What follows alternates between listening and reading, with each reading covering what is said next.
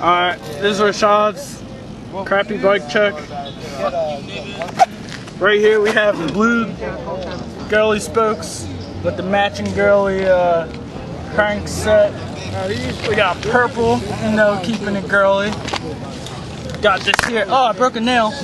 Got this here rim, dirty as shit because the rod's dirty.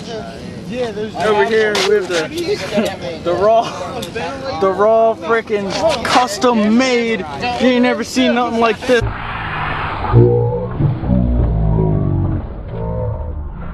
What the hell?